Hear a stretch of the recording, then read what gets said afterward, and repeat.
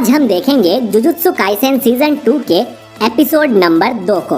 अगर आपने पहले एपिसोड का वीडियो अब तक नहीं देखा है तो उसकी लिंक आपको डिस्क्रिप्शन में मिल जाएगी। तो चलिए जानते हैं आगे की कहानी को बिना किसी देरी के। पिछले एपिसोड में हमने देखा था कि गेतो और गोजो को एक मिशन मिलता है कि उन्हें स्टार प्लाज्मा वेसल यानी रिको नाम की लड़की को प्रोटेक्ट करना है और तभी उन पर क्यू ग्रुप अटैक कर देता है। इसके बाद हम देखते हैं कि गेतो आराम से अपने लिए चाय बनाता है और ये उसी कमरे में था जिसमें धमाका हुआ था। यहाँ पर रिको और उसकी केयर टेकर सोफे पर बेहोश थी। वहीं वो क्यू सोल्जर कोकुन जिसने धमाका किया था वो गेतो से माफी मांग रहा था क्योंकि गेतो की एक स्पिरिट ने उसे जकड़े हुए था और वो कोकुन को किस करने की कोशिश कर रहा था। कोकुन गेतो से कहता है कि वो कर्स एनर्जी यूज करना छोड़ देगा और वापस अपने गांव जाकर खेती करने लगेगा, लेकिन गेतो ऐसे दिखाता है जैसे उसने कोकुन की बात सुनी ही ना हो। अब इससे कोकुन गुस्सा हो जाता है और बताता है कि उनके क्यू ग्रुप का सबसे पावरफुल सोल्जर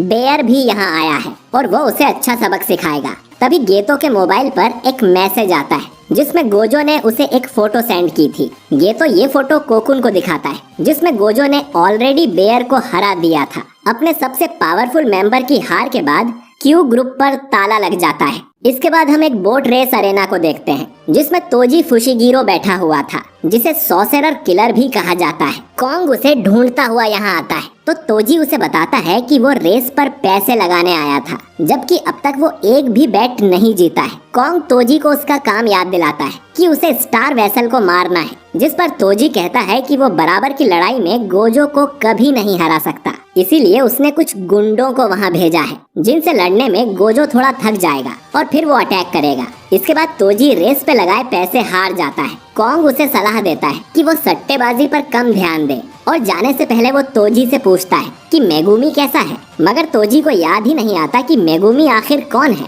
इधर होटल में गोजो और गेतो आपस में डिस्कस करते हैं कि उन्हें इस लड़की को हॉस्पिटल ले जाना चाहिए या नहीं, और ये भी कि काश वो भी रिवर्स कर्स टेक्निक का यूज कर पाते, बिल्कुल शोको के जैसे, जिससे घायल इंसान को हील किया जाता है। लेकिन शोको इन्हें वो टेक्निक सिखा ही नहीं पाई। इतने में रिको को होश आ जाता है। वो देखती है कि गोजो ने उसे अपनी गोद में उठाया हुआ था। वो उसे भी कोई गुंडा समझकर उसे एक चांटा जड़ देती है और दोनों लड़कों को उससे दूर रहने को कहती है। गेतो उसे समझाता है कि वो लोग तो उसी को प्रोटेक्ट करने आए हैं, पर रिको उसका बिलीव नहीं करती और कहती है कि तुम्हारी तो शक्ल पर ही झूठा लिखा हुआ है। ये सुन दोनों रिको को बुली करने लगते हैं। तभी उसकी केयर टेकर मिसातो यहाँ आ जाती है और रिको को समझाती है कि ये लोग उनकी साइड हैं। रिको देखती है कि मिसातो एक कर्स के ऊपर बैठी हुई थी। ये तो एक्सप्लेन करता है कि ये उसकी टेक्निक कर्स मैनिपुलेशन है जिसकी मदद से वो कर्स स्पिरिट्स को एब्जॉर्ब और मैनिपुलेट कर सकता है। गोजो उन्हें बोलता है कि जैसे उन्होंने सोचा था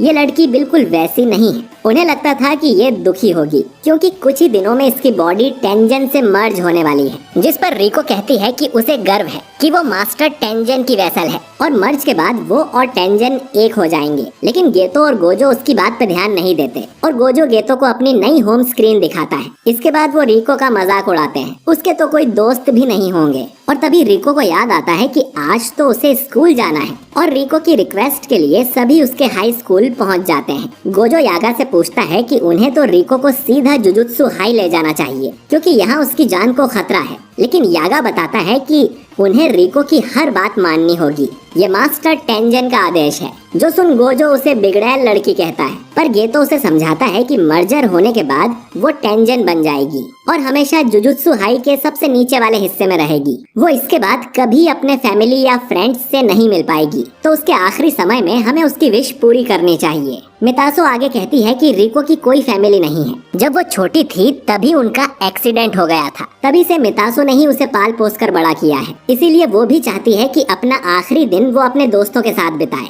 ये सुन गेतो मितासो से कहता है कि यानी कि तुम उसकी फैमिली हो। फिर गोजो गेतो से पूछता है कि उसकी कर्स्ड स्पिरिट्स का क्या हुआ जिन्हें उसने निगरानी रखने भेजा था। गेतो चेक करता है और गोजो से कहता है कि हमें तुरंत रिको के पास जाना होगा क्योंकि उसके 2 कर्सेस को किसी ने मार दिया है। दूसरी तरफ तोजी होटल में बैठकर खाना खा रहा था और टीवी पर रेस देख रहा था। उसने कॉन्ग से कहकर रिको के सिर पे बाउंटी भी लगवा दी थी, यानी जो भी रिको को मारेगा उसे ढेर सारे पैसे मिलेंगे, और इसीलिए कर्स यूजर्स रिको को मारने उसके स्कूल आ गए थे। अब गेतो उस कर्स यूजर को मारने जाता है। वहीं मितासो और गोजो रिको को खोजने भागते हैं। कॉन्ग तोजी को कॉल पर बताता है कि रिको अब भी उसके हाई स्कूल में है और ये भी कि अगर तोजी से पहले किसी और ने रिको को मार दिया तो इनाम का सारा पैसा उसे मिल जाएगा और तोजी को कुछ नहीं मिलेगा। साथ ही उसका बॉस ये भी कह रहा था कि तोजी को हायर करने से अच्छा तो वो शुरू से ही रिको के सिर पे इनाम रख देते। तोजी एक्सप्लेन करता है कि उस लड़की के साथ गोजो है।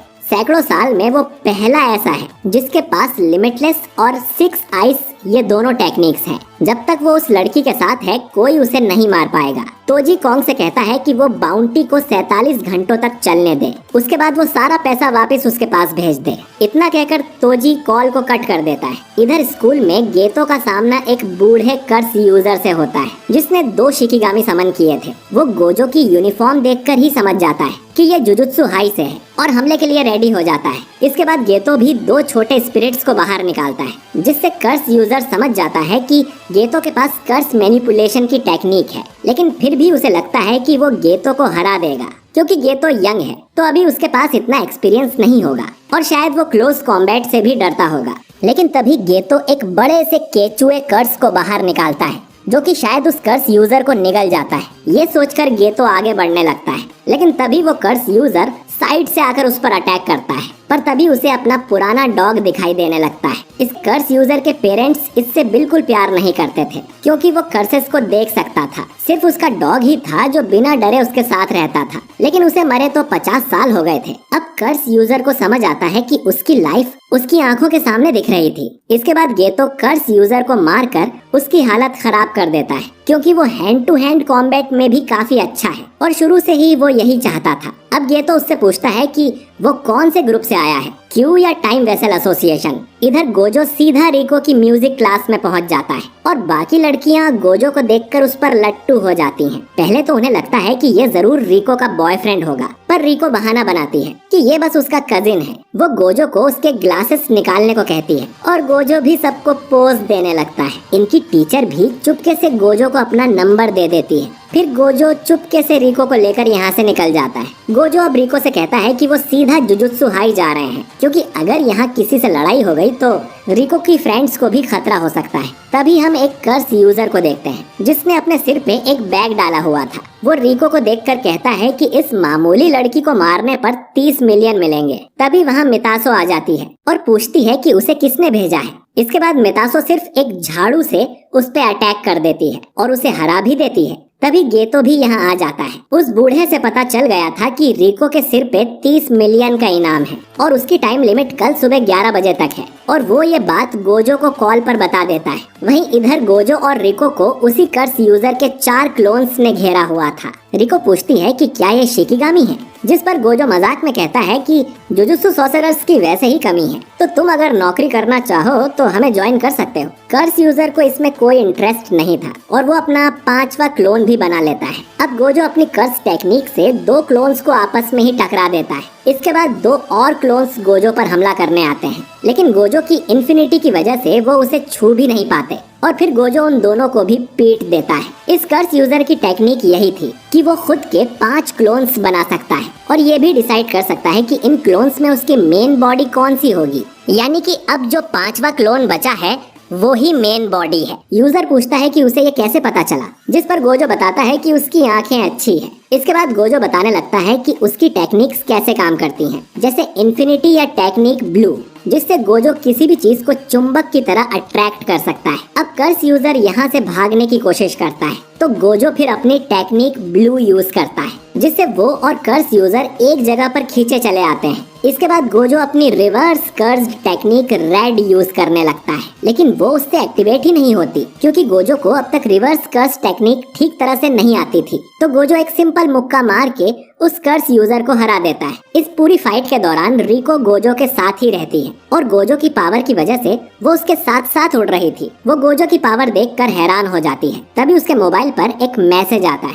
जिसे देख वो चौंक जाती है क्योंकि मितासो को किसी ने किडनैप कर लिया था और ये एपिसोड यहीं पर खत्म हो जाता है। तो दोस्तों, तोजी आखिर कब लड़ाई के मैदान में उतरेगा और आखिर ऐसा क्या हुआ कि गेतो जैसा अच्छा इंसान विलन बन गया?